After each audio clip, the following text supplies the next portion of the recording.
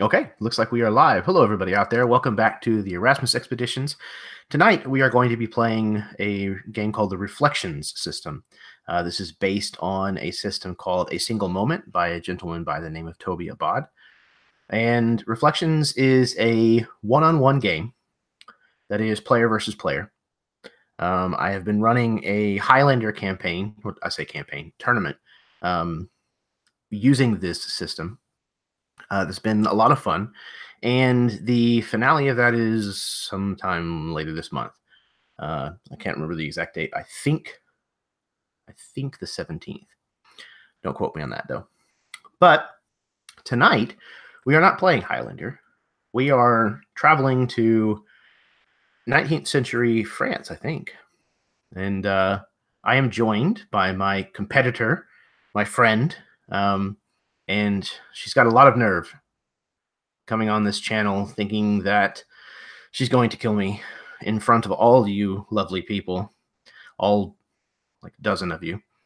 But no, that's not going to. No, there's no telling. That's kind of the fun thing about this game. Is it's all a crazy die roll at the very, very end of a otherwise very, very interesting, deep, and emotional sometimes story that unfolds all via improv. At least that has been the case in our Highlander game. So, Karen says that she doesn't want to introduce herself. So I'm not going to make her introduce herself. But you can find the link to her channel in the description of this video down below. Do go check out her games. Go check out her channel, give her a subscription, a like, leave comments, all that kind of stuff. She's a wonderful person and a very, very gifted DM, and as you'll see tonight, player. So, there's your introduction. Booyah. So, the way that this game works is we're going to open with the prologue, which is kind of just a back and forth fill in the blank prompt that will kind of set the stage for the very, very end of the game, the duel between you and I. We will then play through 5 scenes that have separate prompts for each scene. And before we head into the scene, we choose an objective privately, each one of us separately, from the list that's shown on the character sheet. You mark it down, and at the end of the scene, we determine whether or not you achieved your objective.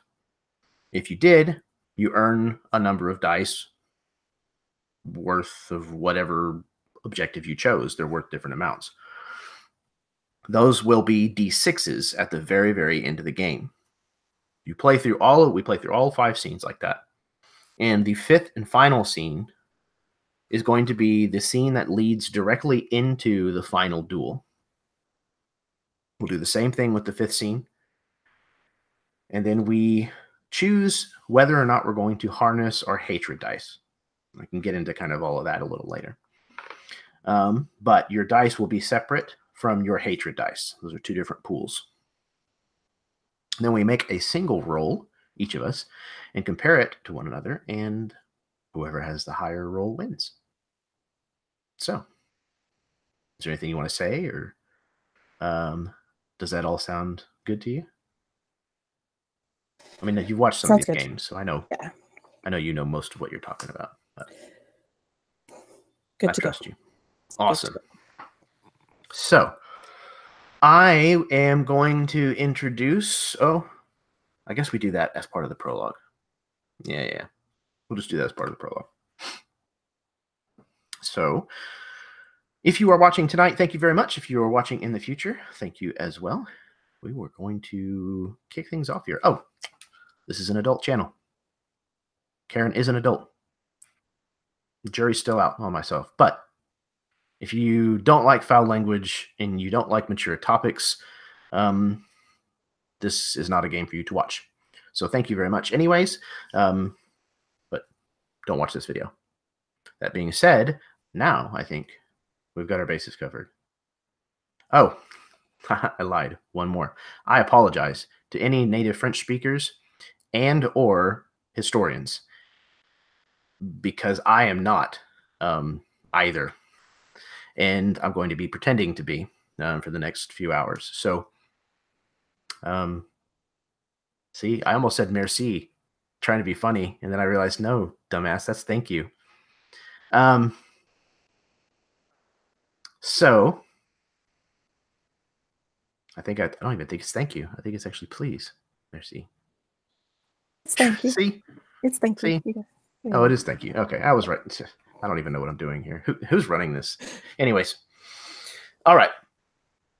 So, do you want to be player 1 or player 2, Karen? 2. 2. Player 2. Okay.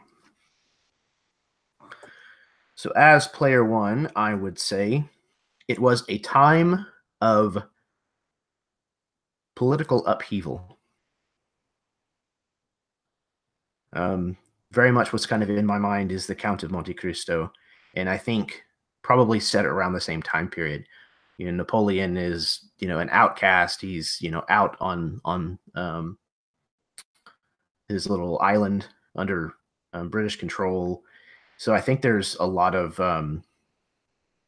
unease in the country. So it was a time of political upheaval.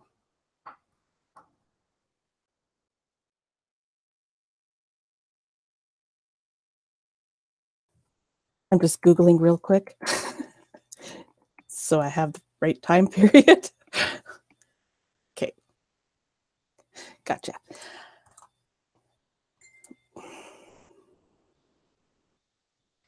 And then you say, we stand upon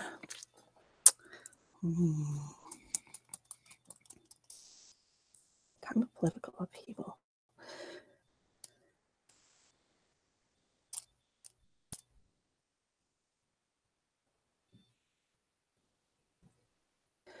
We stand upon a grassy hill in front of a burned out manor.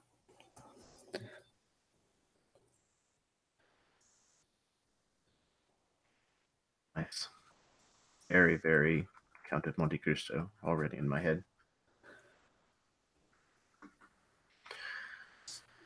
It's admittedly, I know it's sad, but I have not read the book. But the movie with Jim Caviezel was good. Very good. One of Kevin Reynolds' best movies, I think, which is saying so. Anyways, so we have it was a time of political upheaval. We stand upon a grassy hill before a burnt-out manor. I remember when you were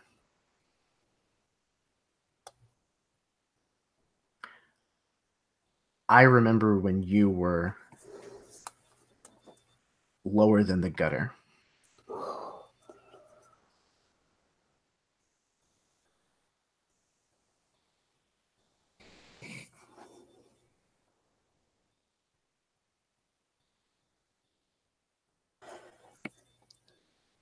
This feud started when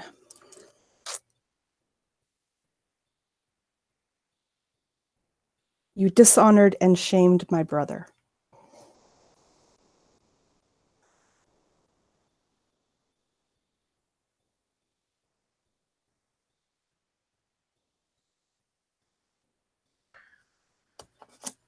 Writing them down so that way we have them for later whenever we have to do the recap. Keep in mind as we're playing. Okay. My name is Gabriel Francois de la Tremoille. I am going to end you, and I cannot allow your actions to go unchallenged.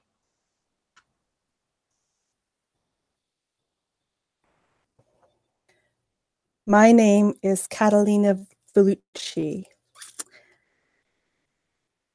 I am heartbroken and vengeful, and I cannot allow your actions to go unchallenged.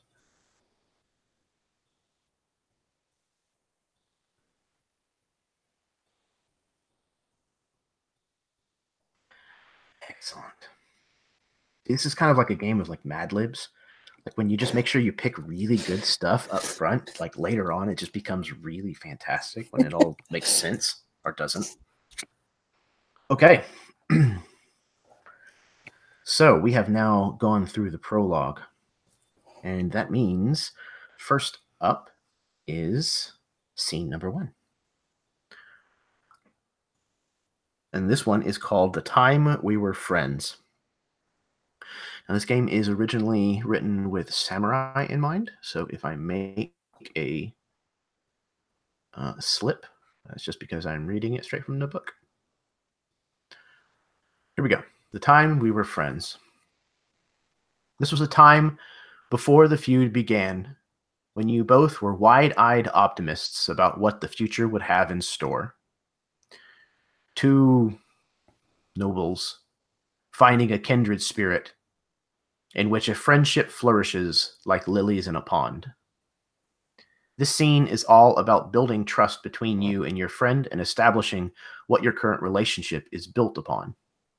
It could be the first time you two met, a graduation, a ceremony, or any other time you both came together on friendly terms. There is no need for any conflict or high stakes in this scene, just an opportunity for friends to establish the foundation of the relationship. So, go ahead and look over the objective choices. Make one silently to yourself.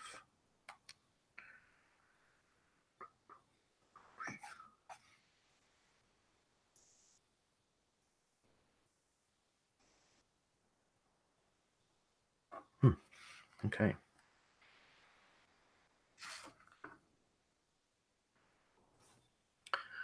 Do you have your choice? I do. Okay. Yeah. All right. Excellent. Cool. All right. So, The Time We Were Friends. Something that just establishes the friendship. I think that this is a birthday party. Probably maybe for a mutual friend. Maybe we've heard about one another but have never actually met before. What do you think about that? Yeah, no, that sounds good. What if it was my brother? Ooh, perfect. Yes. I like that. That introduces him right now, which is great. Okay. So what kind of place does your family have? Where is this birthday party taking place? Let's say it's in the city, so in like a townhouse in the city. So it's a smaller, not the big mansion, but one of those. What are they called? The The row house? brownstones. Oh, Yeah, brownstone. Yeah. Well, they're kind of narrower than they are wide. exactly, and they go Long. tall. Yeah. Yeah. Okay. Perfect. So this is probably like Paris or something. This is probably like a fairly large city. Yes. Okay, cool. So we are in Paris and this row house. Okay. How well off do you see your family?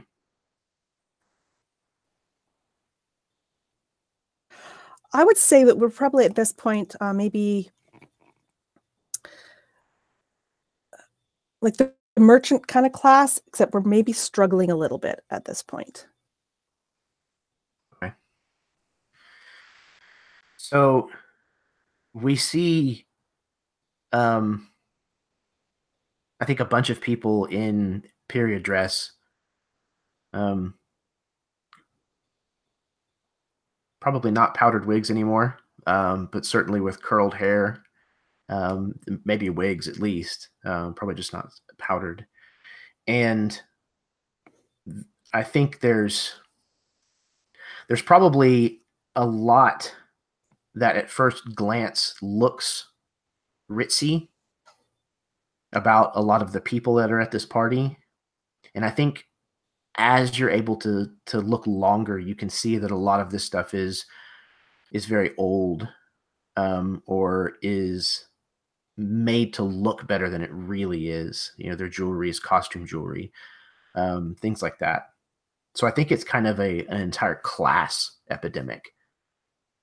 And you see a young man, probably in his early 20s, with dark brown hair, kind of pulled back with this, ribbon, tying it off kind of low on the back of his skull. And he has a waistcoat. It looks like it's made of velvet, though the velvet has certainly worn thin, kind of at the elbows and around some of the edges, though it looks like there's been decorative gaudy trim that's kind of added to the edges to kind of hide some of the fraying and the wornness. He walks up, kind of straightening the cuffs of his jacket, making sure that the ruffles on his shirt are voluminous. And he approaches this brownstone house with an invitation in his hand. And he notices that there's only a single doorman outside. And he kind of looks,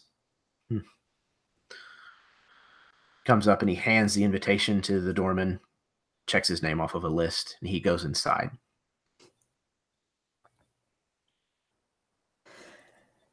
And so inside you would find, again, this appearance of wealth.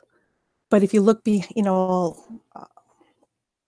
little bit deeper into it, you can see that the furniture is worn. It's been, it's could use a really good refinishing, almost like a polish. Like the stuff is cracked in places.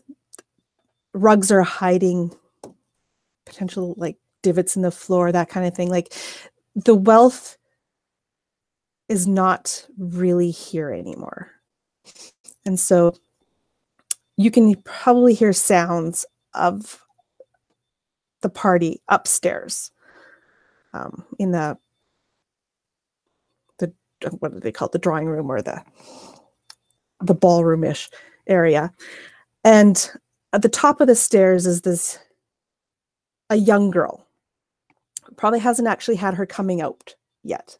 So younger sister to the man you're here to see. And she's dressed in kind of a ball gown. But again, if you looked, it's a little bit tattered. It's been kind of re-sewn, patched up a little bit. And she is waiting at the top of the stairs to greet guests as they come in.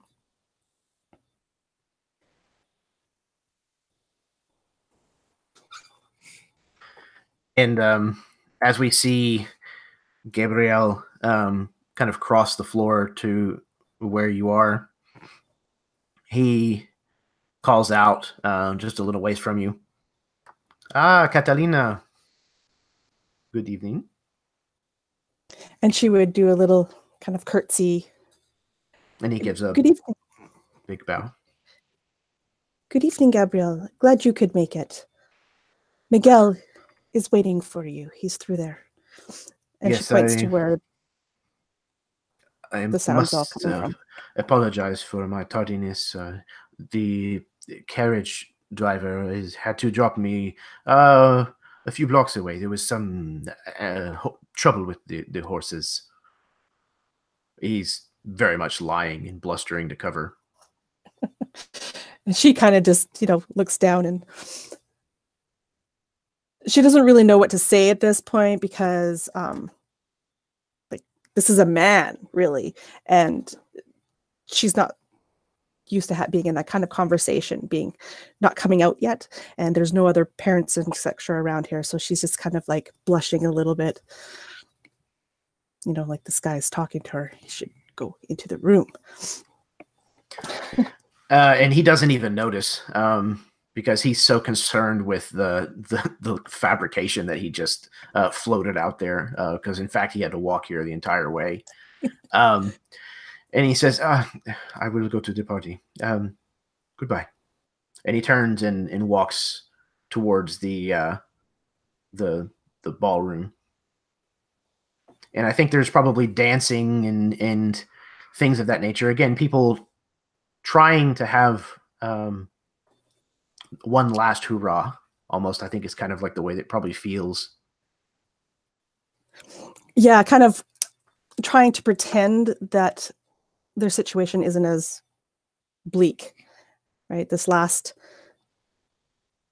grasp, I guess, to the better times that they'd had before. And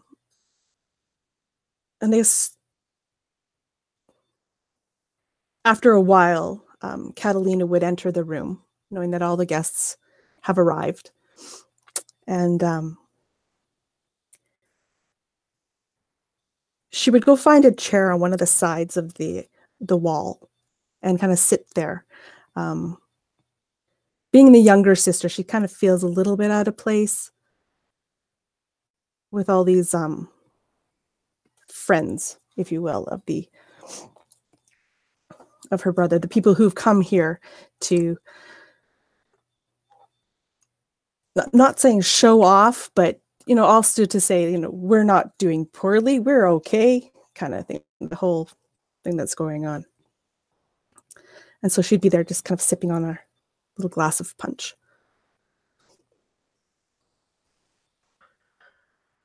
I think Gabrielle has probably joined in a lot of the festivities, toasting, and I think your brother maybe his name is Alexander. Sure.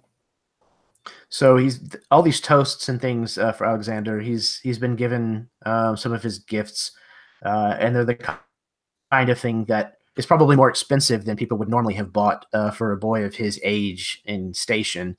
But again, people are attempting to compensate appearances. So I think Gabrielle has probably grown tired. Maybe had a little bit too much to drink, and he's kind of in one of these other chairs that was moved out of the way to make more room for the dancing. And I think his shoes are probably off. And they're those really super uncomfortable looking shoes that have the big heel on them. And like it's apparent that like one of his toes is like sticking through like the stocking on his left foot. And he hasn't even managed to realize it yet. And he's sitting there just kind of drinking this glass of port. Oh, I'm so tired.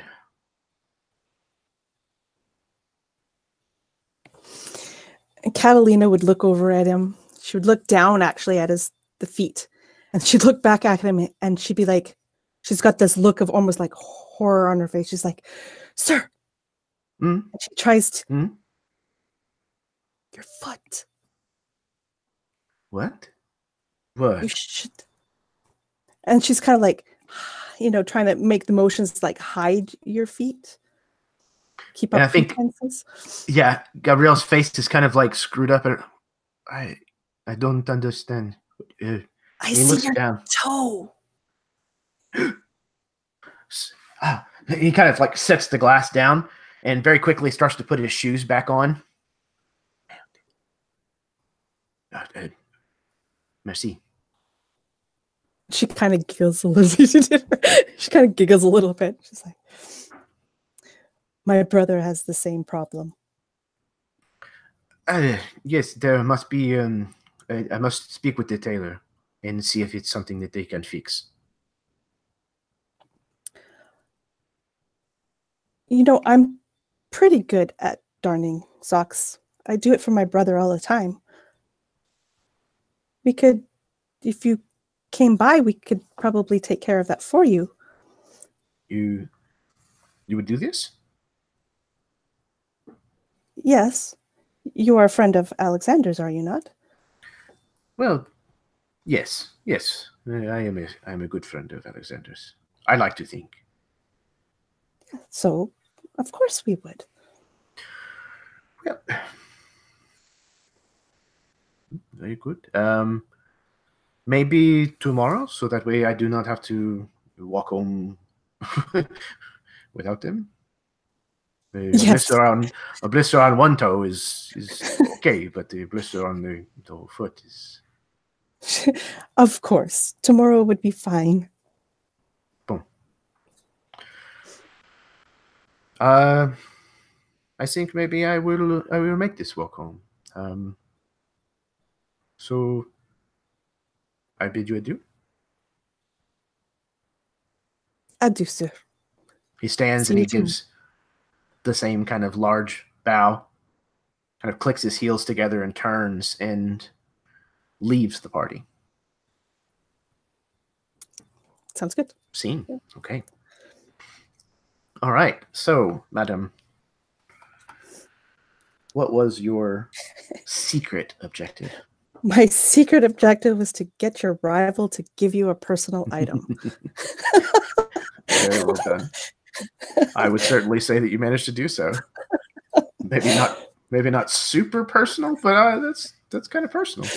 It's a sock. Basically, like underwear for your foot. And what was yours?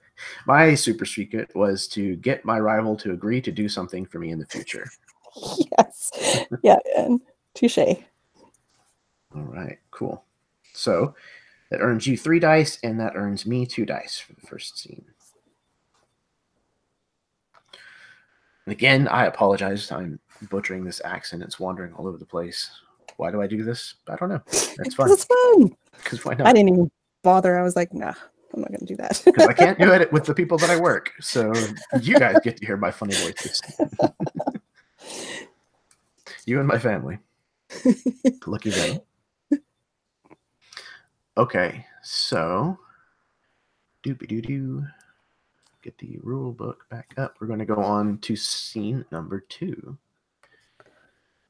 It was a very quick scene, but it was kind of cool. That's the neat thing about this game is some of these scenes can go on and on and on, and some of them are over very quickly. But it all tends to happen somewhat organically, which is really interesting.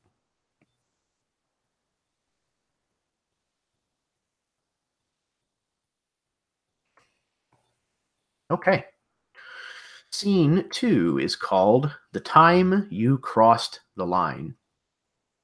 The first ripple in the smooth pond of the friendship. These are Eastern themed games. That's why the poetic license here. Okay. The first ripple in the smooth pond of the friendship. The first time you will see your rival as an enemy. During this scene, something has happened that puts the two of you at odds. Circumstances might have put you on opposite sides of an issue, or an ideological difference may have you in a disagreement. No matter the source, someone crossed the line and threw a stone into the smooth pond. This scene is all about conflict and ideologies, a military negotiation, a political bargain, or a crisis of honor. All could be the setting for this first step towards the duel. Both nobles come into the situation with different goals or interests and will likely leave dissatisfied. It is best to set this scene in some kind of external conflict or a situation where only one side can possibly get what they want. So, you are player 2. So guess who gets to start the ball on this one? I have to start the ball on this one. Oh, okay. Indeed. We pick our things first, all right? Yeah.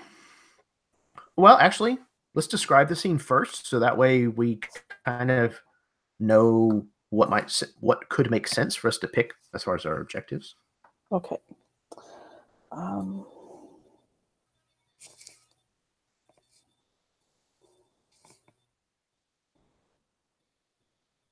Well, that's a tough one. Okay, so what if? So we had kind of established that this was during the time that the English were holding Napoleon.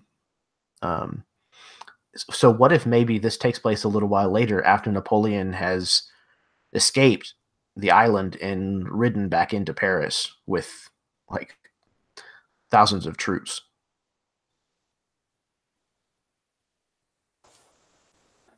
Okay.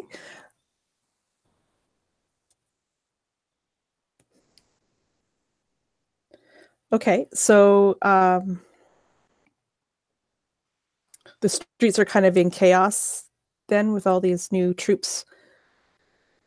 Yeah, there's probably entire households of families that have literally packed up overnight and like left, kind of thing. There's probably like it's not mass exodus, but I mean, anybody that was publicly against Napoleon has probably turned tail and run. Just running. Kind of with Okay. that picture. I think that sounds good. And so now I describe as like a place in this time. Is that? That's what do you think about where we should set the scene?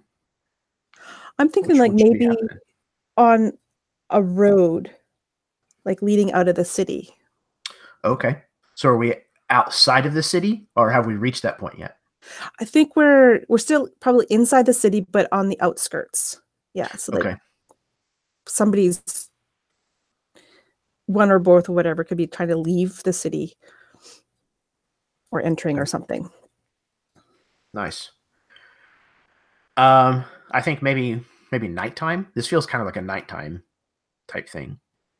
Yeah, kind of scurrying out under the darkness. Yeah, Mm-hmm. trying to get um not be seen kind of thing. Right. Yeah. It makes good sense. Okay. Um,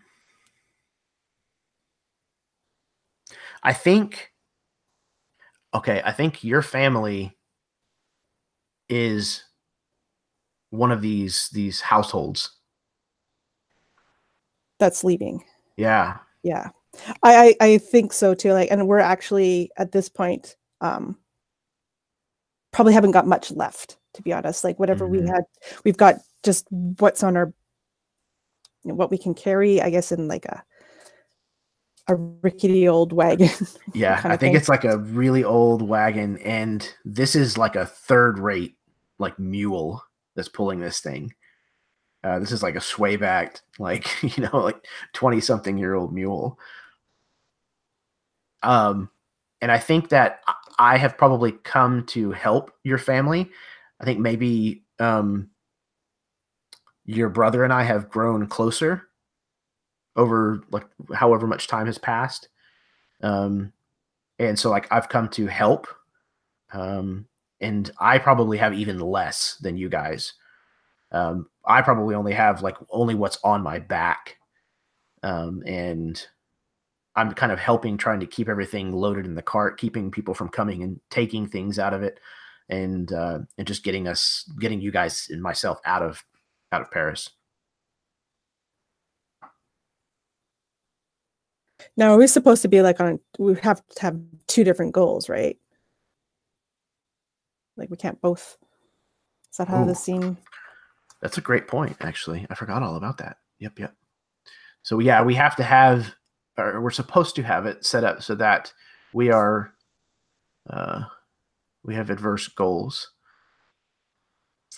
Okay.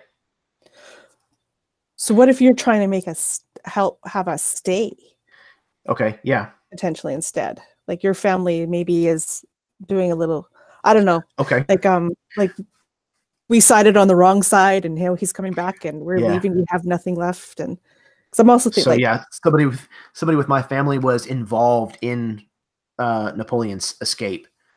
So my family is doing pretty well. And so I come running up to the group of you, waving a piece of paper. No, no, no, no! You cannot go. You must turn around. Come, come, come! And he actually grabs like the reins of the mule and starts to try to like turn you guys around. sir, what are you doing? We must leave. No, no, no, no! You cannot. Look, this I have bought your place, your manor. It is okay. You can come home. But if they find us, we're as good as dead anyway. No, no, no, no. You will be fine. My father, he supported Napoleon, so everything is okay. You can go home. But you know, my father did not. We have lost everything.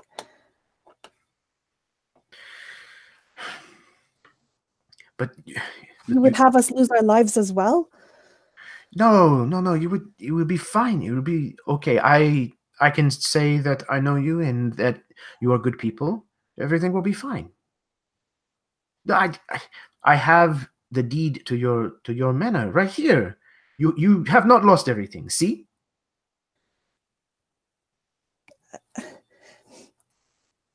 But sir, how can you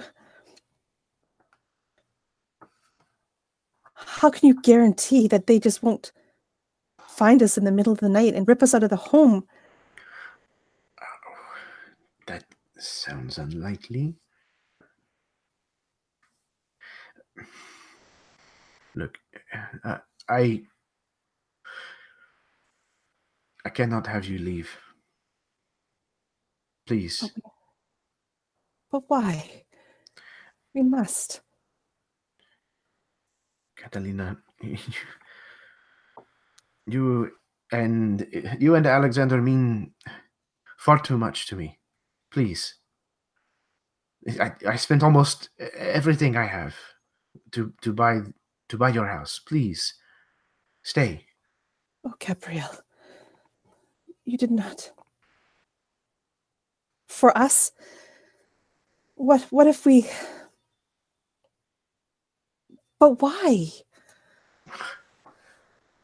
Who will mend my stockings? Oh, Gabrielle, it has been a long time since I've done that.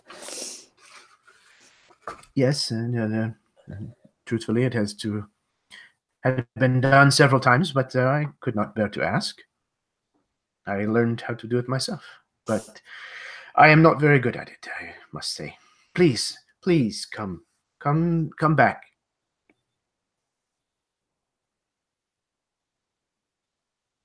I'm afraid for my brother if we come back and stay. He will, You can't protect us. I know you want to. I know you're going to try, but you can't. There's no way you can protect us. Catalina, you are... Listen, and he kind of pulls you over to the side. You will be a woman next summer, no? She just looks at you. Am I not now? But yes, technically. Well, you know we don't have money for that. My coming out is going to have to wait. Well, I was thinking more along the lines of maybe I could protect you myself. That I was planning to ask your father to,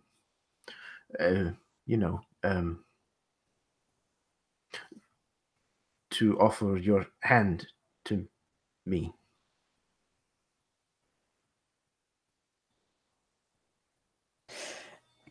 I see. And she just looks at you stunned. But Gabrielle, we can offer you nothing.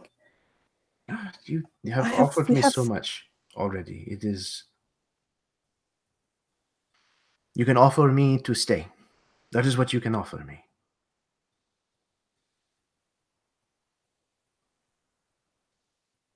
That is all. How would we ever repay you?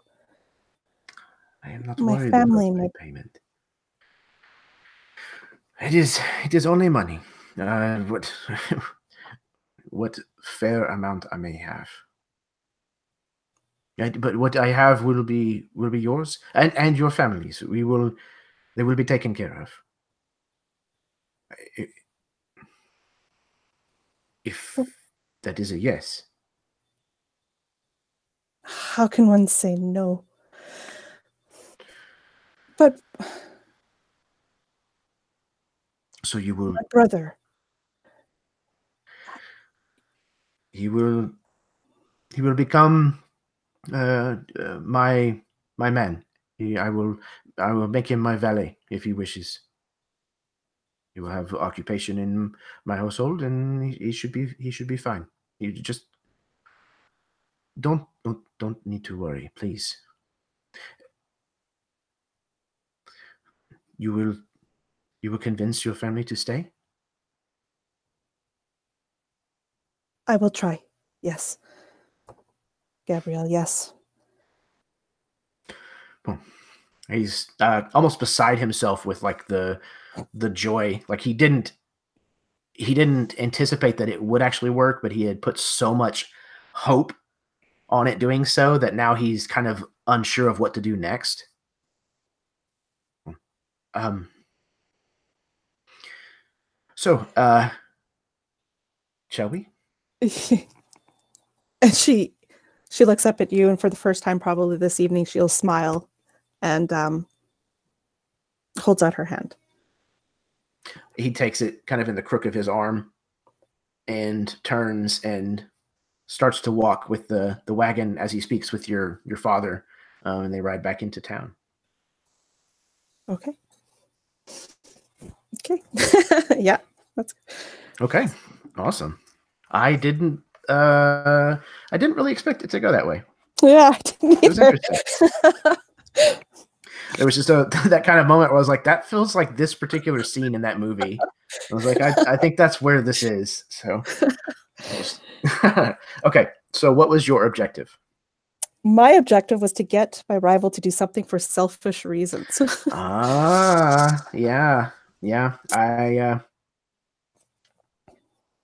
Yeah. I think I served that to you on a platter. I Was would it think. selfish though? I don't know. I don't know. The funny thing is that was the same objective that I chose. So that's why I was trying to get to the.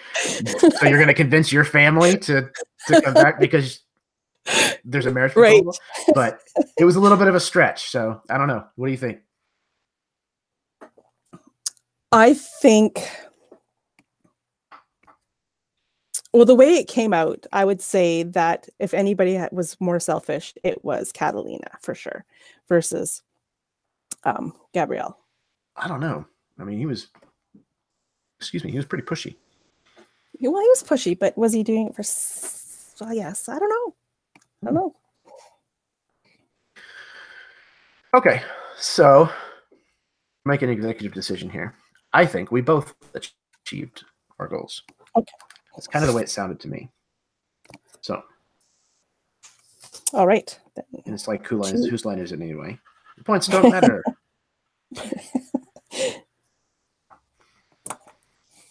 Cool. Okay. All right. So before we head into scene 3, let's take a little break. Okay. I think 5-10 minutes. Smoke them if you got them. Go to the bathroom, refill your drink, kiss your spouse, etc., etc. Thank you, everyone, for tuning in this evening. I appreciate it very, very much, as well as anybody who may be watching in the future. Stick around, because we will be right back, and we'll do our best to shoot each other in the face.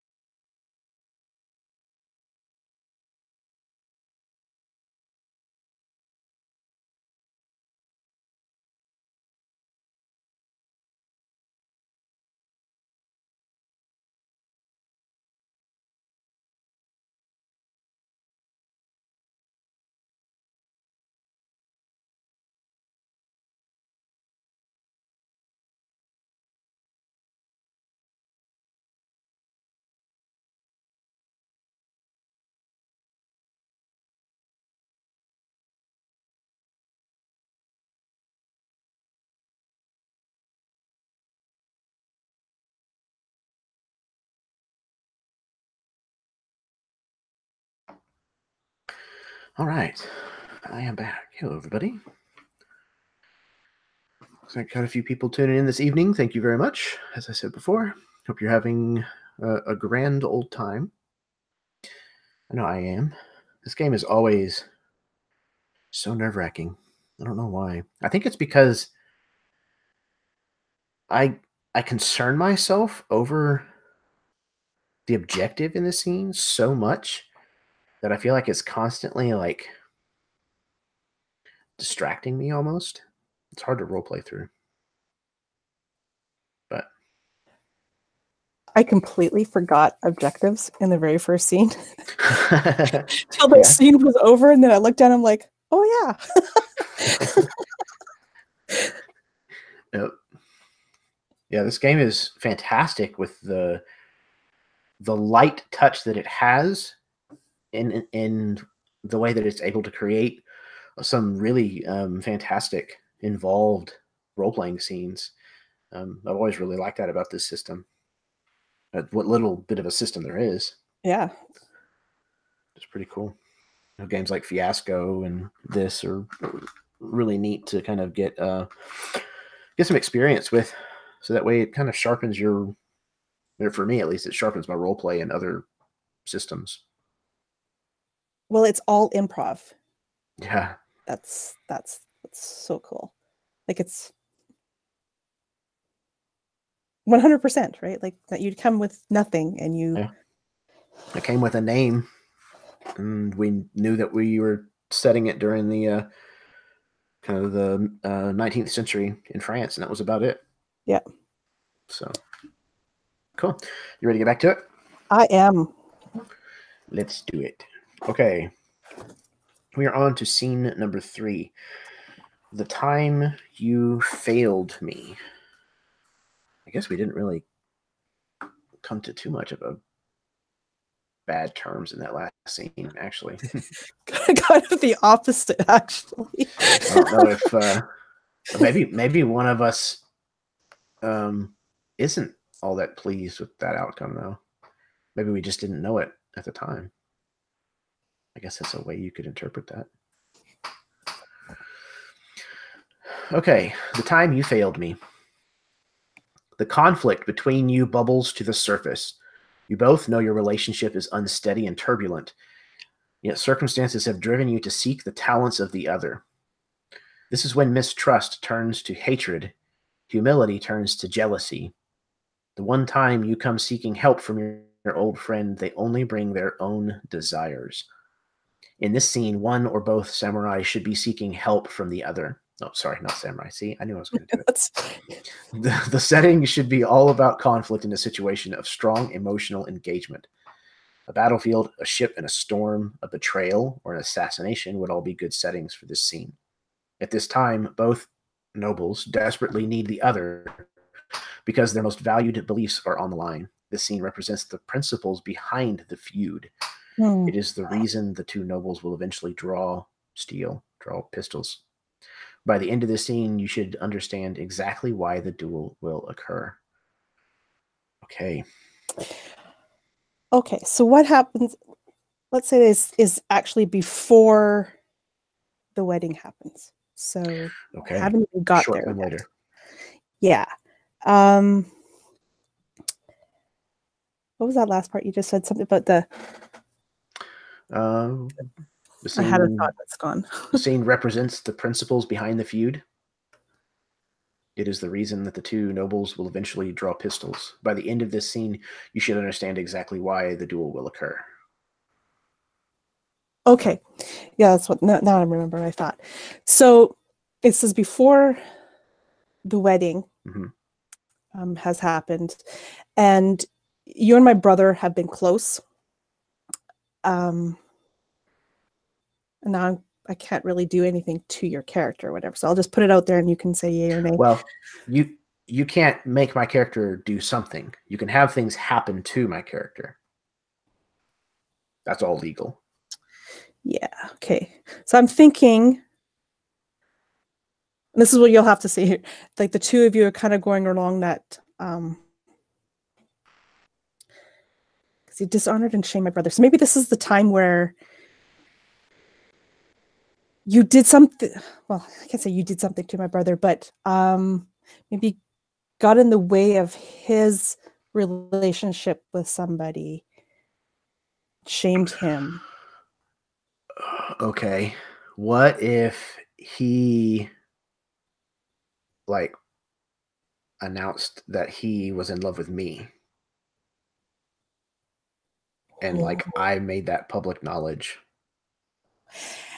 And what if also it came out at the same time that my family back was against Napoleon, and so he's been arrested?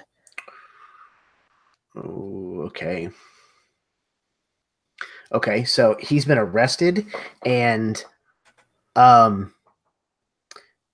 in I think my anger and frustration and in confusion, I have been telling everyone so that the rest of your family is not endangered. I'm telling everyone that he was arrested for being a homosexual. Okay, yeah. I don't know if they arrested people in that time period, but it certainly seems like the kind of thing that they would have done back Yeah. then. Awful. Anyways, so I'm thinking maybe that could be the strife and the conflict that's kind of going on, and it would certainly give you something to come after me for, as in anger or whatnot. Mm-hmm. Okay. Okay. So we got to look over the objectives for the scene and then choose one.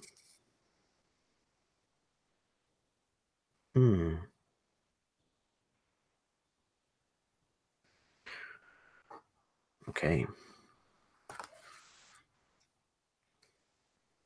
I got mine whenever you're ready. Okay, yeah, I've got mine. Excellent. So that's kind of the background of what is happening. So I think maybe you're supposed to meet me for something to do with the upcoming wedding. So I think like maybe like a floral shop or yeah, that probably is what makes the best sense, I would think. Or unless you can come up with something better. Or we're at the place where it would be held, and Ooh, for like going over the food choices or whatever for the venue. Okay. Yeah. Nice. Okay. So it's definitely one of those places that is over decorated, so that it kind of reminds people of the way a lavish wedding would look. It's almost gaudy, with how much they have crammed in everywhere. And I think I'm here waiting for the appointment, and I think you're late, and it might be because like you just found out about like all of this. Exactly, yeah. So you're waiting for me, and I walk in, and Ah, tears are streaming down you my face. you're late. What's the matter? What is Gabriel, wrong? they've taken him. They've, they've taken Oh, Alexander. yes, yes. You knew? I heard. I did, unfortunately. How we just found out. How did you know ahead of time? I, They're saying it, look, can we talk about this later? I don't know if I can. They're saying that he was in love with somebody, some Shh, shh, please. inappropriate. You know it's not true.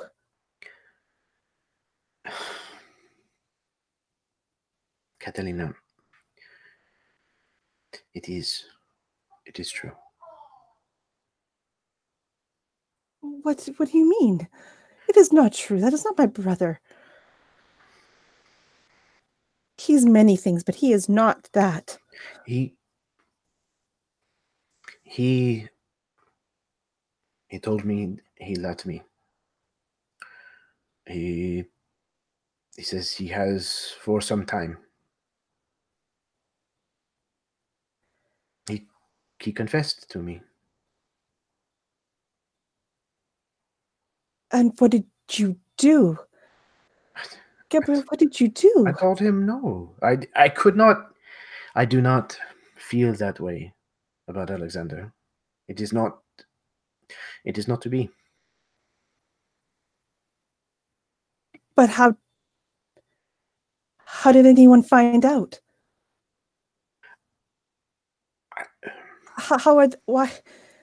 Why did they take him away?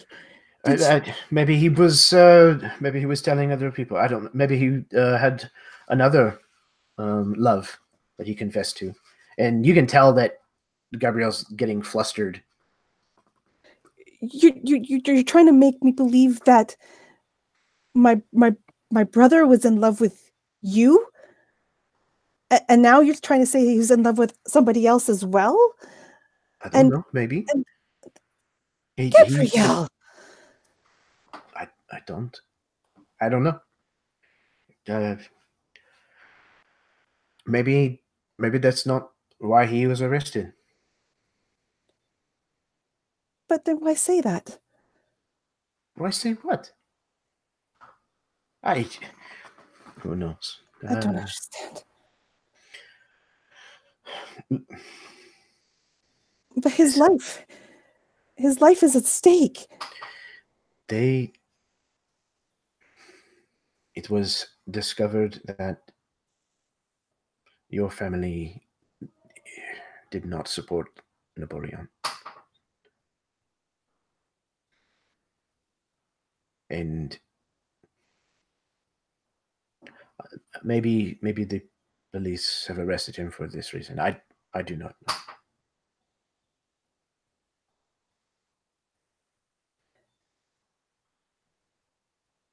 Cataline would sit down very heavily in a chair. Her head would, she'd put her head in her hands and she'd just be sobbing at this point. I don't understand what's going on. He's kind of looking around, almost embarrassed by this, like, outward display of emotion. Catalina, please. Please what? There are people here who are watching. And you care more about them than my family? It is unfair. Of course not. But how could this happen? You promised. I promised? I have taken care of you. I am taking care. I plan to take care of you for decades from now. And your family, they have a roof over their heads because of me? No? Yes. Well. And you keep telling me that every day. But you said you'd take care of my brother. And I have. Alexander is one of my dearest friends. But lies are being spread about him. About you, and you're saying he's coming to you because he loves you, and that's now what you're he saying, said. I don't understand, Gabrielle. You're confusing me.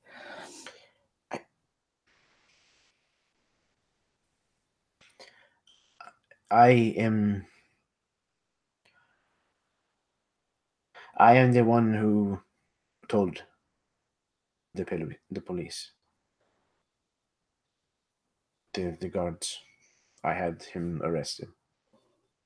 I think at this point, Catalina would just slap you. He kind of reaches up and touches the spot. How could you?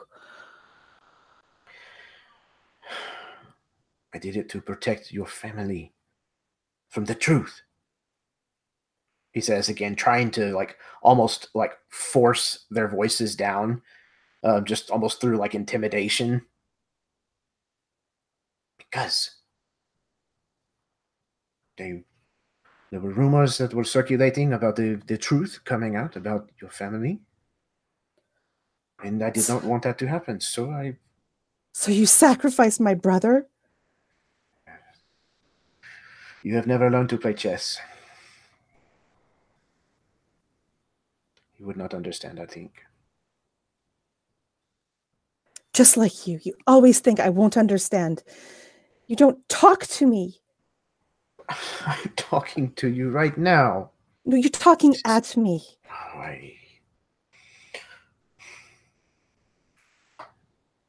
Perhaps this was a mistake, Catalina.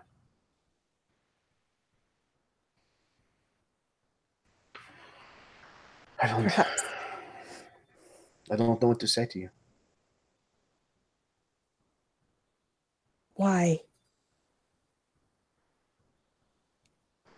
Why? They will hang him.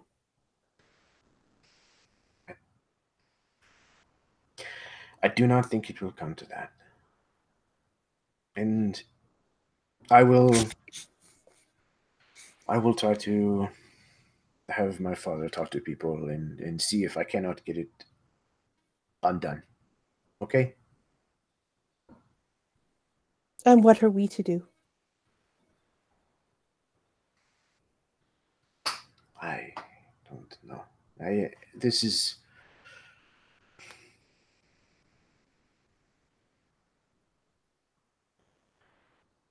I do not think that this is going to work.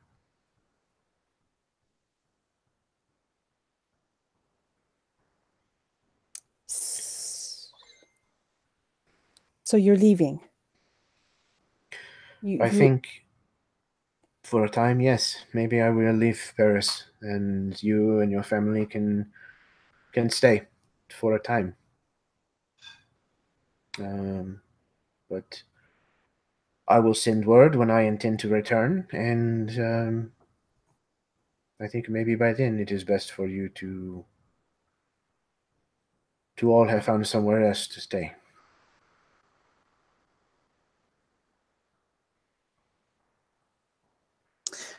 I think at this, Catalina would just break down.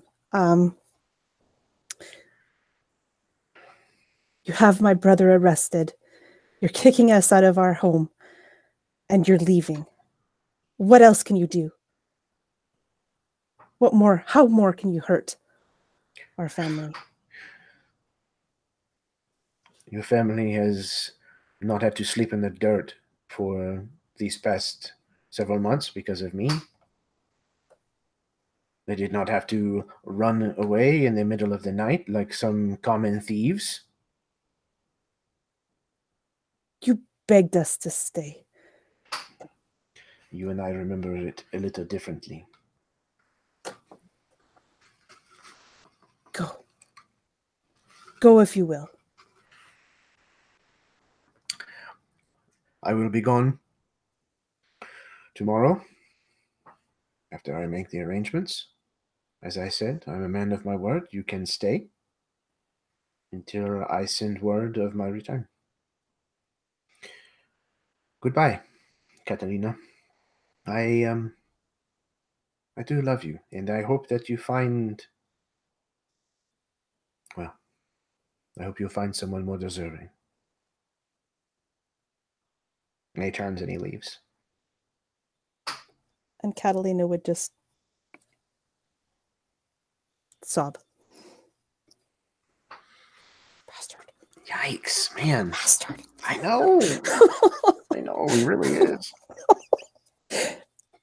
Your poor brother. Golly. I don't know why, but this game, like, it's like, you should play an asshole.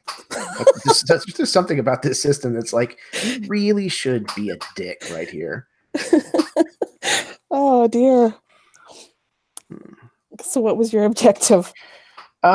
Get your rival to break a promise made earlier. I don't really think I achieved it. It doesn't feel like it at all. So, how about you?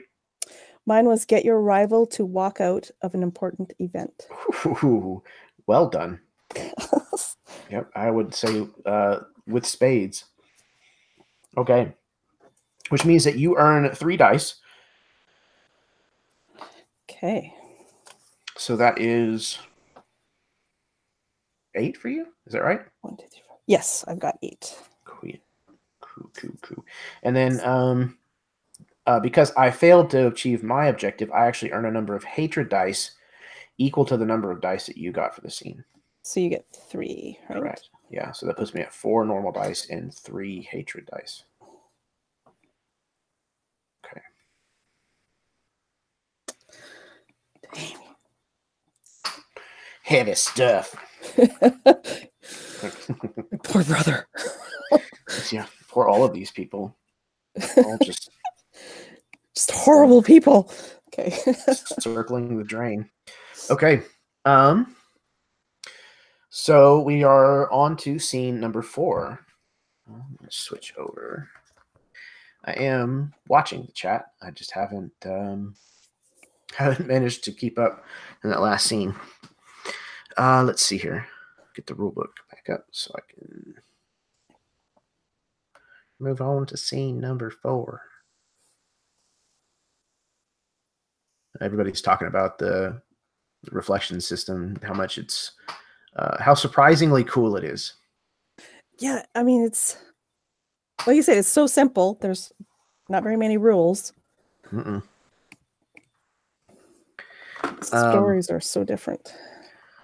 Yeah, it's based on another RPG called A Single Moment, and apparently, like, it has more than just a little bit in common with it. Like, it's even about samurai dueling to the death and everything. But I have not had the chance to come across that or to play it yet. So, right. Okay, scene number 4. My PDF just decided to change pages. Hold on. Scene number 4. Okay, now this says the time we strived for peace, but I believe it's the time we strove for peace.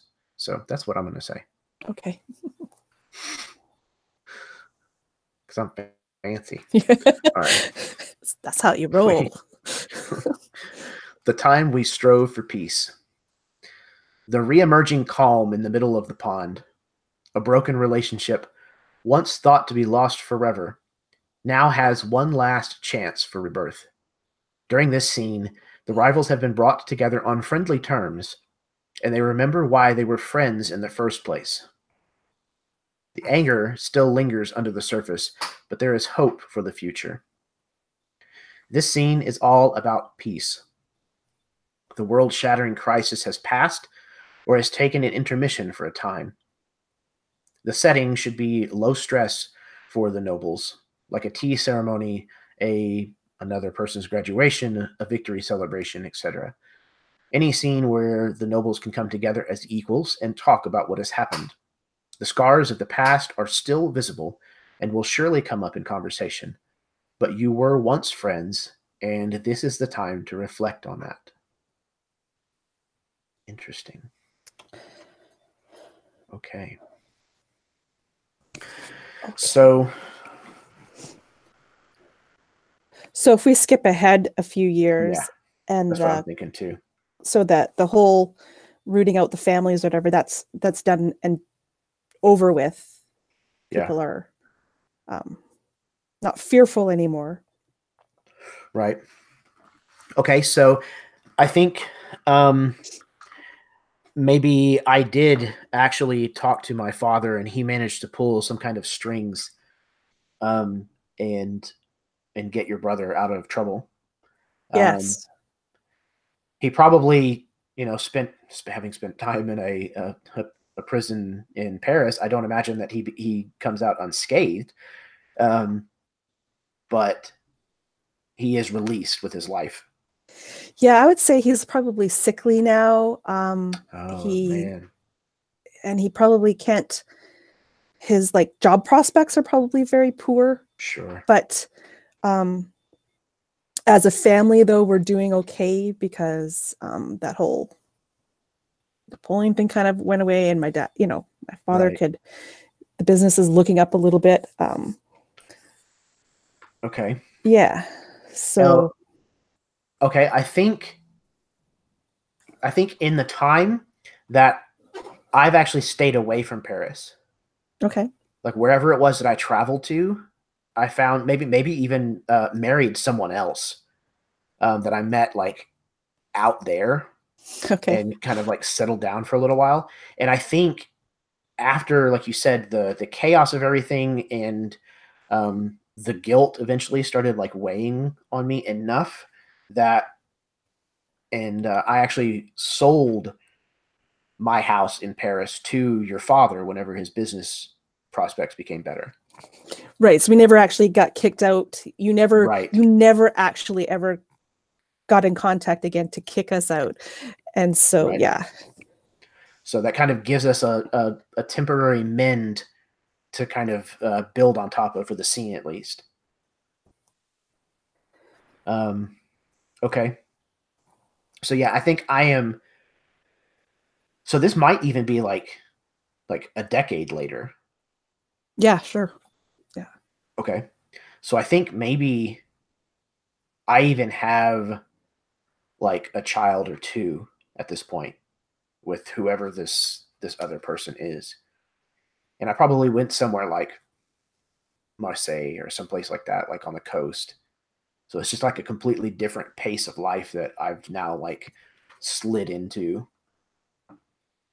And so you're coming back for the first time since, Yes, yeah. absolutely. Okay. So what's brought me back? Why am I coming back?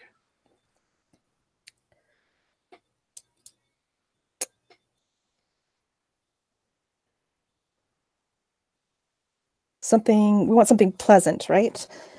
At Um, least peace is kind of supposed to be the focus of the scene. what if you're like you have a younger sister and she's getting married at some point, and so you're back here to um,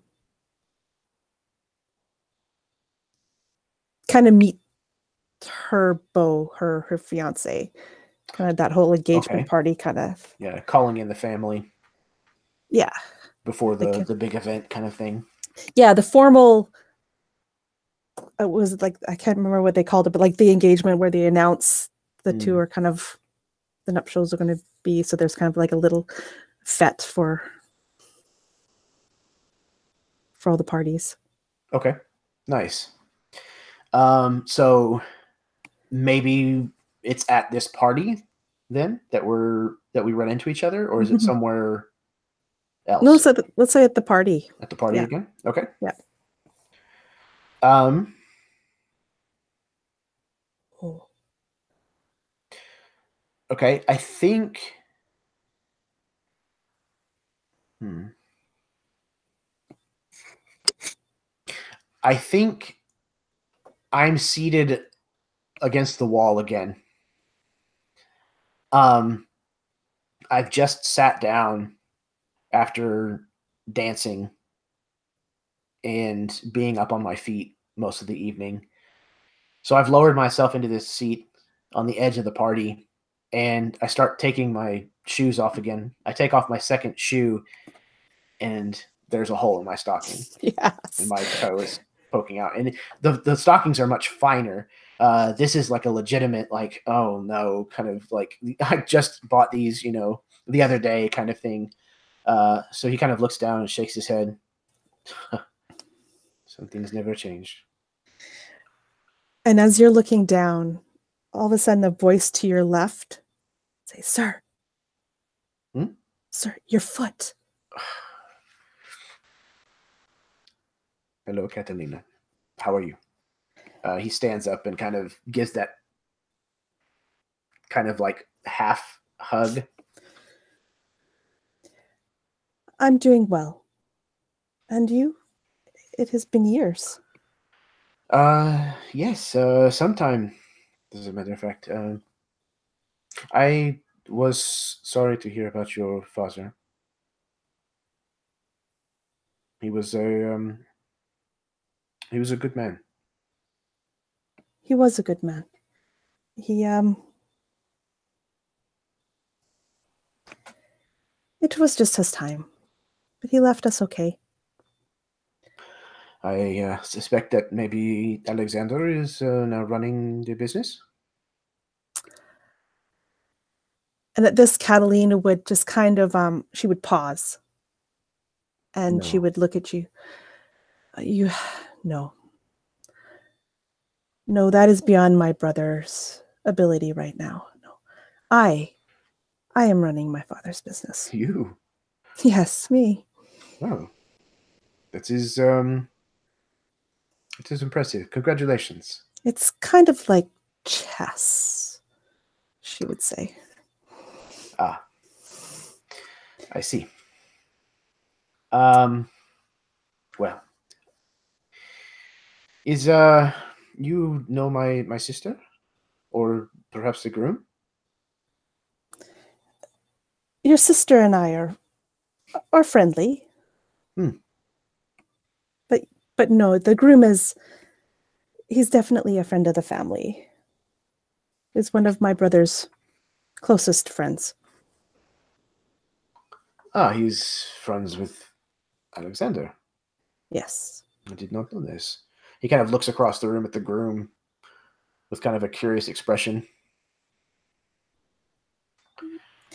And you?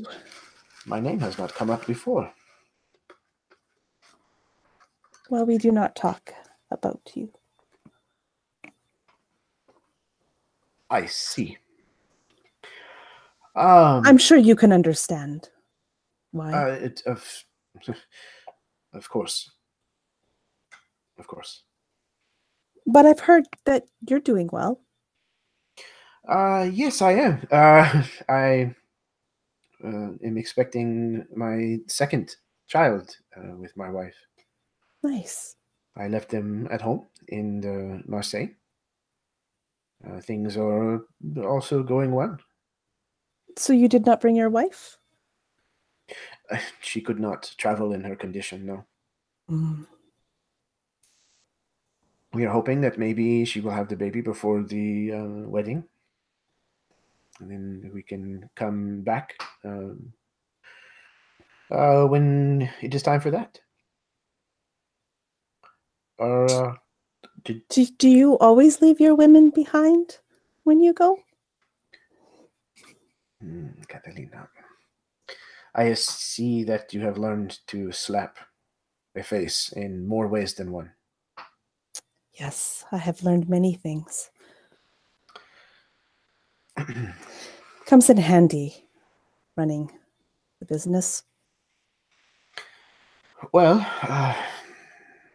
I would not doubt that you are a very fierce um, uh, owner, proprietor. If you treat your clients the way you treated me, I don't, I don't imagine that they would have much of a choice. Flattery. You are so good with the barbs, Gabrielle. But I am happy for you. I am glad you have found someone. And you? No. I find I am happy on my own. Ah, I see. And this happiness that you have achieved, did you leave it behind when you came to this party? Because you are not striking me as a very happy person.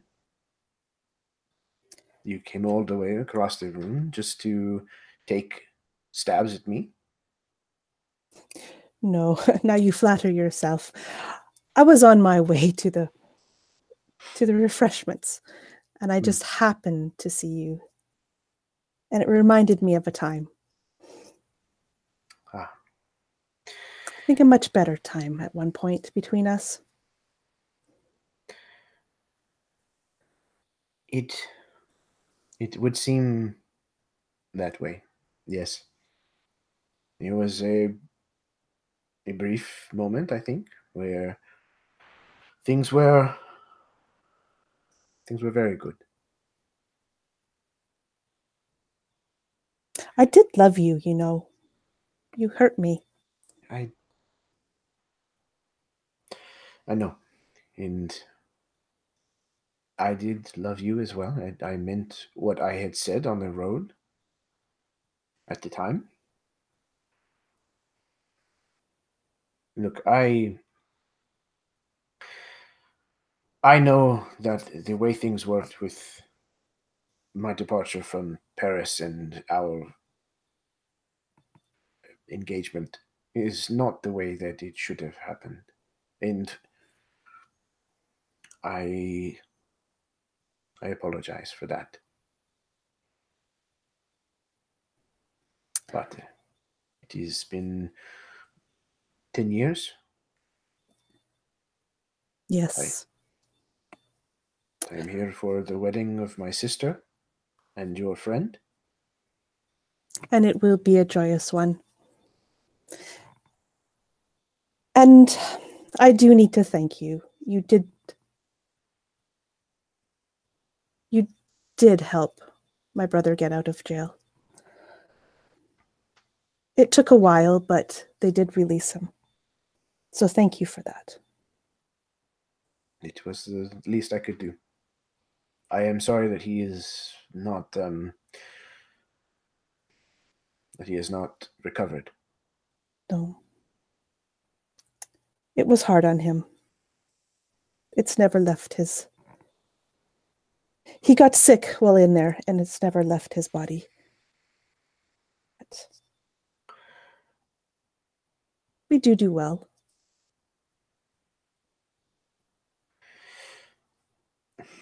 Maybe if we see each other again, maybe it can be on better terms when it starts. Maybe. And maybe next time you'll bring your wife. Yes, I would very much like for her to meet you. I would very much like to meet her. Au revoir. Okay. I think that was scene number 4. So, what was your objective? My objective was to get my rival to admit to something they did wrong. Once again, I would say so. So that's 3.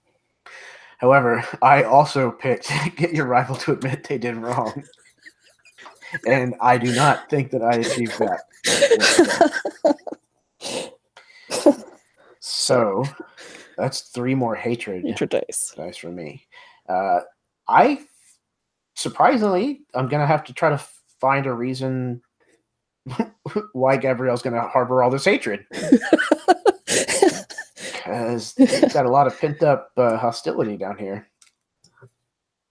Judging by the bubbles on my character sheet. Okay. So, we've got one last scene. And this is the scene that leads directly into the actual duel. Okay. So, we have to keep in mind what we established in the prologue, especially the we now stand upon declaration, because that's where it's going to take place. We play through the 5th scene, and then we go back over the prologue, and then we make our rolls after we determine whether or not we're going to harbor our hatred dice or not. Do you want to go over hatred dice before we do the 5th scene, or do you want to do that first? No, I'm good with hatred, I think. You're good with hatred. I've got this hatred under control. Right. Okay. So we don't say the prologue part until after this 5th scene, right? I just make this shit up. I think that's the way it goes. I'm pretty sure. But that's the way we're gonna do it now. Fuck it, we'll do it live. All right, so the 5th scene is the time it came to blood. The final conflict emerges, and the rivalry boils over. Memories of the past mean nothing. The hope of peace is gone, and the only possible conclusion can be death. A decision has been made. You no longer have a friend. You no longer have an ally. The noble you once knew is your enemy. This will be the final scene, and the last time you will face your rival. When setting this scene, you should reference the prologue of the story, as it should correspond with the We Stand Upon declaration. This setting should be inspired by the events that occurred in the last 4 scenes. All of the emotion, the passion, and hatred from the entire story culminates here. All key components should come together to form this scene. This is it. After the last pistol shot, you have reached the end of the game. So, look over the choices for objective. Let's see.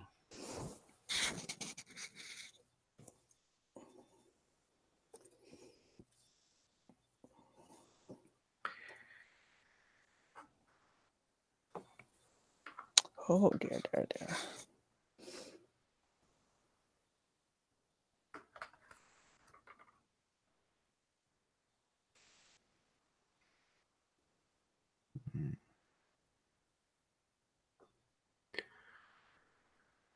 I've got mine, but I don't know. I don't know about this one either, but I picked one. Cool. So we chose, or you chose at the beginning, a grassy hill before a burnt out manor. Yes. So what if we are in Marseille? Oh no, yes. We have to be. This is my manor house. Again, I don't know if there's any grassy hills in Marseille, but there are now. Yeah, there's one. And guess what it's got on it? My burned out ass house. Okay. Oh, okay, man. So now maybe there's retaliation that's being kind of carried out to like Napoleon supporters. Yes, that and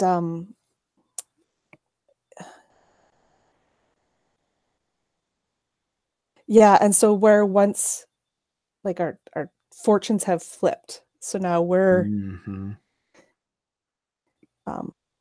wealthy-ish. And your family might potentially be struggling or something. Yeah. I think most of the rest of my family, with maybe probably not my sister, but I think my mother and father are probably dead at this point. Maybe even my father being executed for like treason. Yeah, and your sister's okay because she's married that other guy and they're safe in the city. Right. Okay. Okay, cool. I'm with it. So why the hell are you there? That's going to be interesting. So I think the fire was a year ago. And I lost my oldest child in the fire. So there's a small graveside kind of just outside the burnt out kind of shell of this house on top of the hill. And it's one of those places where because no one lives there, the grass is all super grown. It's, chest deep kind of all around. And there's kind of, the sun shining low across like all the grass tops and everything's kind of, waving in the wind. And Gabrielle is kind of standing at this small graveside. He's not lost everything, but he's lost enough to rethink most of his life, and he's just kind of standing there in silent contemplation.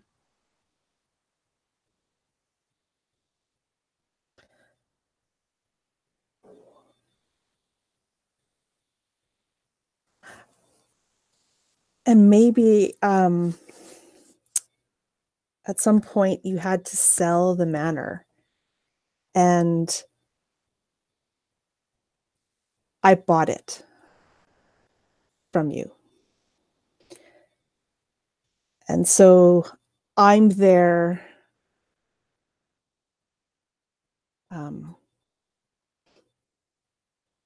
maybe to finalize maybe the deal, the passing of the deed and the title of this land. And so, but allowing you a moment, your final moments over your son's graveside.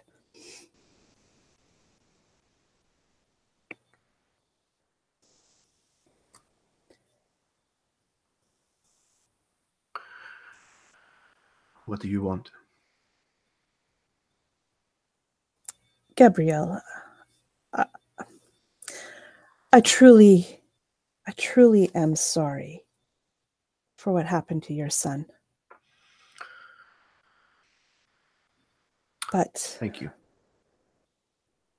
The hour is getting late, and I respectfully need to ask you to finish up your business.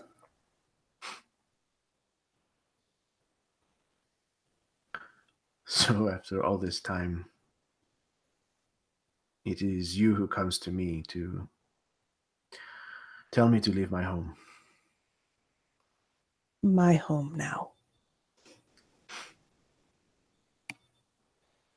Still with that slap in the face. It is second nature to you. You've become so bitter and angry.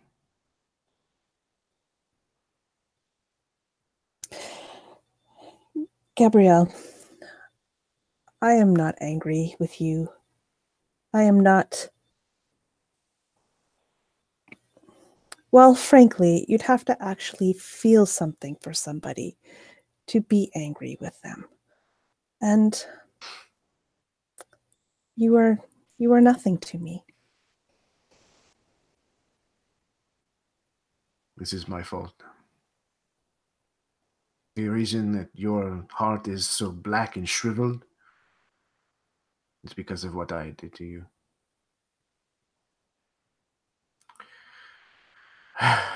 Catalina.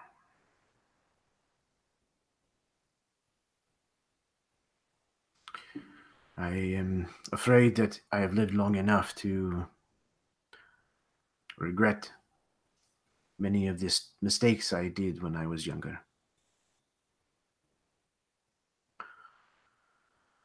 Perhaps you are one of the chief among them.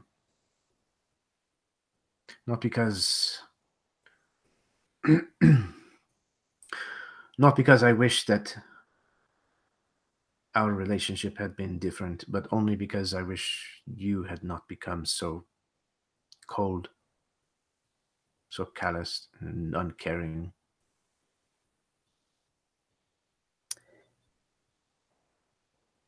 I do what I need to do to get by in this world that looks at me, sees a woman in a dress and thinks she can't do the job. And I have to prove myself time and time again that yes, I do understand. I can learn the game. I have taught them such things. Who are you really proving it for? Is it for them? Or is it for yourself? Because if it was for yourself, which it should be, you would have done it already. These people that you are trying to prove wrong, why? What do they matter? Where were they when we needed help? I have made this family business, I have made it flourish. I have done what my brother should have been doing, but he could not because of things that have happened to him in the past. Yes, But that... something that I did forever ruined Alexander's life. And I know that. I live with the guilt of that decision every day, just as I deal with the guilt for what I did to you. However, that is not the only thing that I have done. I gave you a place to live. I sold you my family's estate in the city for you to live, you and your family.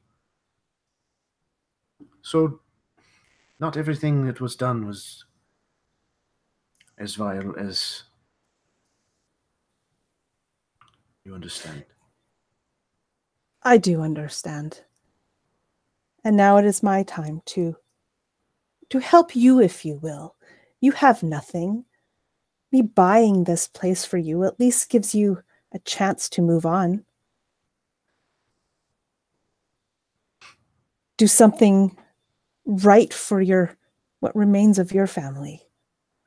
You you get enjoyment from this. You like the fact that it is me who is on the end of this stick.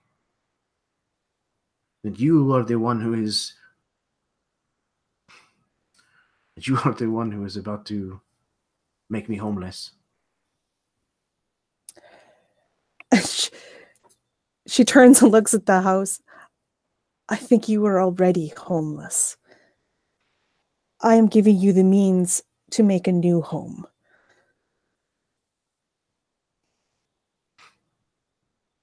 You want me to sign this?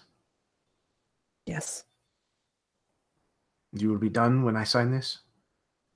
It will be Yes. over? It will be over. And you will have won, I suppose. This is what you want. Yes? For you to win the chess match. Yes. The chess match you said I could never understand. Very well. He holds his hand out. She passes you the paper. He takes the quill, dips it in the inkwell, and unrolls this deed, kind of reading it over, but you can tell he's not actually reading it.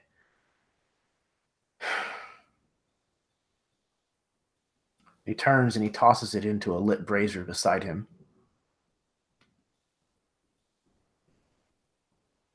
What are you doing, Gabrielle? You could not just leave well enough alone. You had to come all the way here, yourself, no less. You could have sent a courier, anyone to get this signature from me on this piece of paper, but now you had to come yourself. And so you now stand here while I am grieving over the grave of my child. You interrupt my solace, my sorrow, to tell me I can no longer be here. I must hurry. Catalina, I was wrong. Your heart is not black and shriveled. You have no heart. And now you have nothing. Maybe satisfaction will have to be enough. He reaches under his coat and produces a flintlock pistol. I think maybe it is time to decide who has the last word. The checkmate, if you will. Shellhouse always comes down to this violence with you, man, doesn't it? And she'll pull out her flintlock pistol. You have spent time making your way through a man's world in the business you have begun. I think maybe you are not unfamiliar with this, no? Unfortunately, yes, I am very familiar with this. 20 paces. Turn and shoot.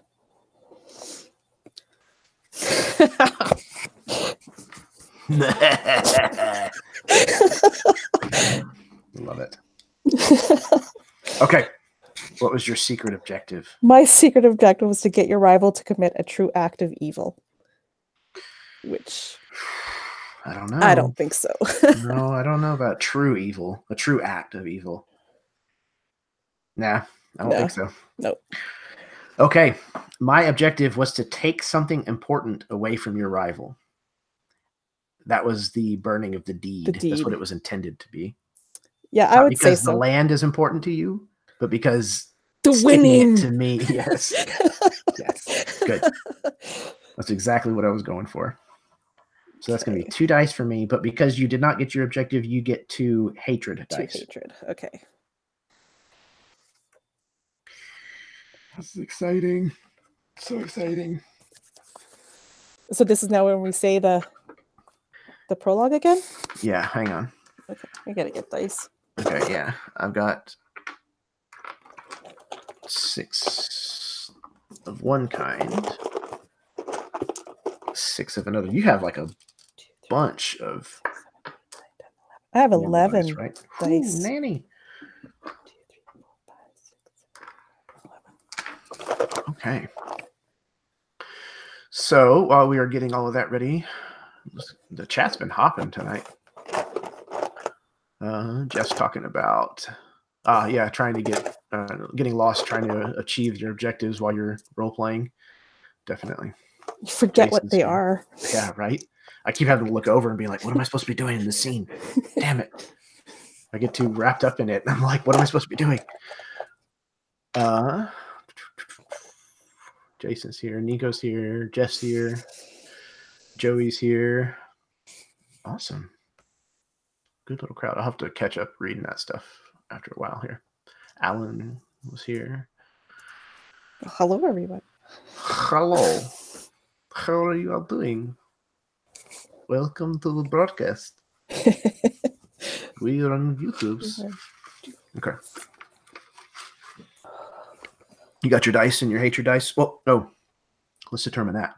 Are you going to harness or release your hatred? I'm going to release my hatred. Probably wise in your situation.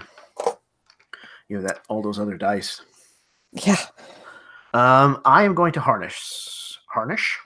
I'm going to harness my hatred. Because I have 6 normal dice and 6 hatred dice. Oh, yeah. So it's a straight up gamble for me, but we'll see how it plays out. Okay, so now we recount the prologue, and then we're going to roll. Okay. You start. Yeah. It was a time of political upheaval. We stand upon a grassy hill in front of a burnt-out manor. I remember when you were lower than the gutter. This feud started when you dishonored and shamed my brother. My name is Gabriel Francois de la Tremolier. I am going to end you, and I cannot allow your actions to go unchallenged. My name is Catalina Vellucci. I am heartbroken and vengeful, and I cannot allow your actions to go unchallenged. Damn straight. All right. So roll your massive fistfuls of dice, lady. Lots of dice. Let's see how this is going to turn out. Ooh. Oh my gosh. I'm really, really regretting that I'm going to have to roll my hatred dice. Well, I got 4 6s. I have 3 on my initial roll here. Oh. So if I can get 1 6, that means we both die. Oh, that's interesting. Exciting. Okay. I got 66. A6 should be possible. Mm-hmm. Yes. Oh. Did you get 2? Yep. Oh, so that's 5 6s. Nice. So. Ooh, golly. Okay. Ooh, that was close. Okay, so we start back to back. I think the sun is starting to set, so the sky is turning all kinds of colors, and the grass is like glowing, like with this orange and white or orange and yellow, kind of golden hued light.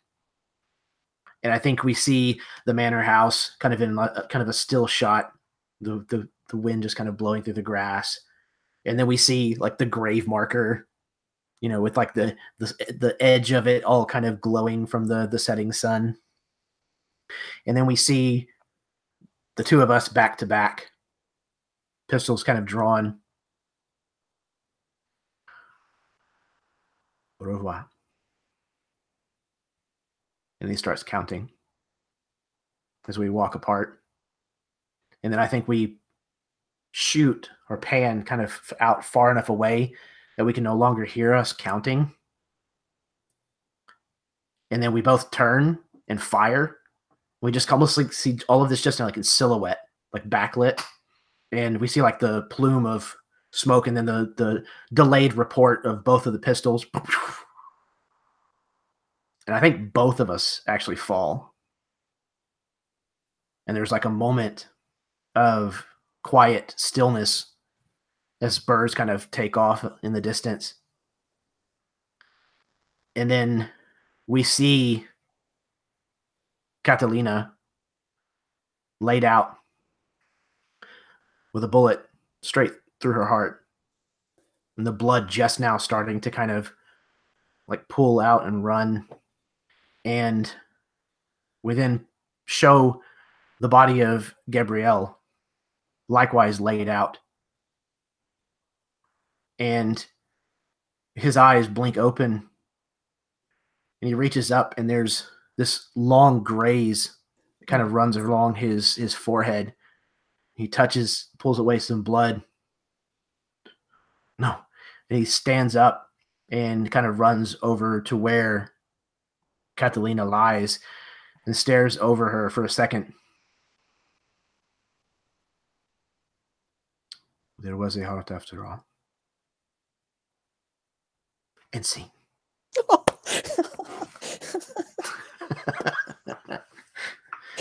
Oh, man. That was fun. That was really, really fun. Ooh, man. I like it when it's close like that at the end. It was your hatred, too.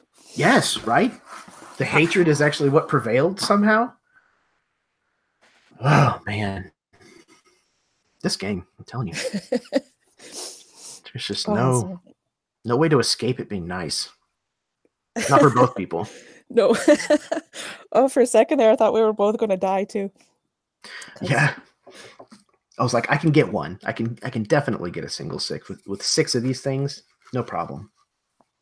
I saw the one at first because I roll inside of this dice tray that Dave made for me. The other one was tucked up against the side that's closest to me. And I was like, oh, okay, cool. I got at least one. And I reached in and I was like, oh. I got the second. That's awesome. Gotcha. Oh, perfect. That was fantastic, Karen. Thank you very, very much. Before I put a bow on this and call it an evening, would you like to do an outro? No. No? I can do one for you if you'd like. I can do an outro. Yes, please do. I'm Karen. Thank you, everyone, for watching, and anyone who will watch. I have a channel called Myth and Gears, and we play mostly Genesis on that channel, but we've got a few 5e one-shots going on. So if Genesis interests you, you can check it on out. I had an absolute blast. This was a great game. I've been wanting to play it for a long time, so thank you for that. And I'm going to send it back to you. Absolutely. And it's always a pleasure to have you in my games, Karen. You and I definitely are able to fall into step with each other role playing very easily. And um, this is only the third attempt of mine to actually play Reflections, so it's definitely still something I'm kind of nervous about. So having somebody that I'm very very comfortable playing with was an excellent way to do it. So thank you. All right, everybody. This has been Reflections. I'm Jeremy. If you saw what you like, if you like what you saw, then hit the subscribe button, hit the like. There's all kinds of other content on the channel, other live plays, videos of me talking about RPGs. Go check it all out. Like I said, the Highlander tournament is happening later this month at some point. Be sure to check that out. That's going to be between Jason Smith and Jeff Doty. It'll be the epic conclusion to what has been a staggeringly diverse story thus far, with all of these separate pairings weaving their tales together. I'm really excited to see how that's going to all come to a conclusion. So until next time, may your dice roll high and your snacks always be within reach.